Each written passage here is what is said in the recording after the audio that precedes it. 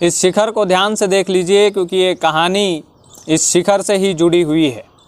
ये नरसिंह मंदिर का शिखर है और ये मंदिर राजगढ़ के संडावता ग्राम में बसा हुआ है।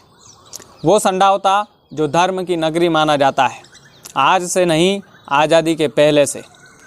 आजकल के बच्चों को या आजकल की जनरेशन को, मेरी जैसी जनरेशन को ये बात नहीं पता होगा कि हमारे संडावता में संत का डेरा होता था, संतों का डेरा होता था। संत यहाँ पर वास करते थे, हाथी घोड़े चलते थे। कल्पना कीजिए, अपने दिमाग में एक फ़ोटो बनाइए कि किस तरह का संडावता हमारा होगा। हाथी घोड़े इस संडावता में चला करते थे। उस ज़माने की ये बात है जब हमारा देश आज़ाद नहीं हुआ था। तो इस संडावता का नाम संडावता किसने रखा, और ये संडावता के पीछे वाला जो रीज़न है इस कहानी में हम जानेंगे। दरअसल जिस मंदिर पर मैं बैठा हूँ वो संडावता का नरसिंह मठ मंदिर है। मठ यानी कि साधुओं का डेरा।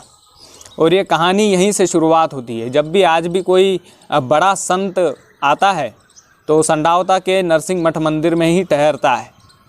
और ऐसा माना जाता है कि जो साधु होते थे वो नरसिंह मठ मंदिर से तो खेड़ापति हनुमान जी तक, यानी कि इस गांव के खेड़ापति हनुमान जी जो अभी आप आपकी स्क्रीन पर देख रहे हो, ये वो मंदिर है खेड़ापति हनुमान जी का, खेड़ापति बालाजी का, जहां पर साधु अपनी साधना किए करते थे।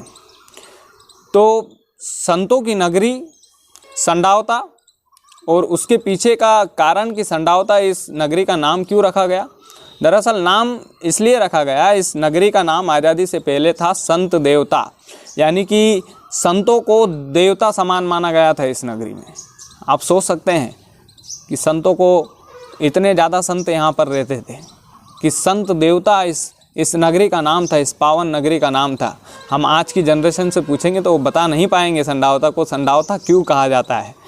तो और ये कहानी मैं इसलिए सुना रहा हूँ क्योंकि संडावता इसलिए भी फेमस है क्योंकि माँ अन्नपूर्णा देवी यहाँ पर बसती है। मध्य प्रदेश में केवल 2 ही तो मंदिर हैं माँ अन्नपूर्णा के, एक संडावता में और एक इंदौर में। और कल्पना कीजिए कि उस नगरी में हम रहते हैं जहाँ पर संडावता में अगर आप आएंगे तो हर गली के मोड़ पर आपको मंदिर मिलेगा। छोटा सा चबूतरा ही मिलेगा, लेकिन मिलेगा ज़रूर। तो ये जो नगरी है, इस नगरी के पीछे की कहानी ये है कि यहाँ पर संतों का डेरा रहता था। बहुत सारे संत यहाँ पर रहते थे। हाथी घोड़े पालकी, जितने भी जो पुराने आप इमेजिन कर सकते हैं, उस तरह का संडावता हमारा था। तो उसको संत देवता बोलते थे लोग। यानी कि अगर संत देवता गांव में आप चले जाएंगे तो वहाँ पर कितने सारे संत मिलेंगे आपको, कितनी जमघट लगती होगी संतों की। आप ज़रा अपने दिमाग में पिक्चर बनाएंगे तो आपको समझ में आएगा कि किस तरह की इमेजिनेशन की मैं बात कर रहा हूँ आप लोगों से।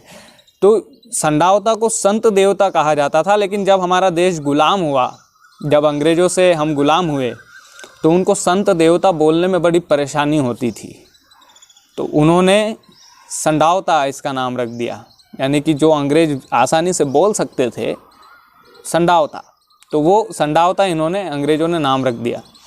अब ये कहानी कितनी इंटरेस्टिंग है, इसे लोगों तक पहुंचाना आपका काम है। मैंने संडावता के ऊपर ये कहानी इसलिए बनाई है क्योंकि कई सारे लोग नहीं जानते हैं कि संडावता को संडावता क्यों कहा जाता है।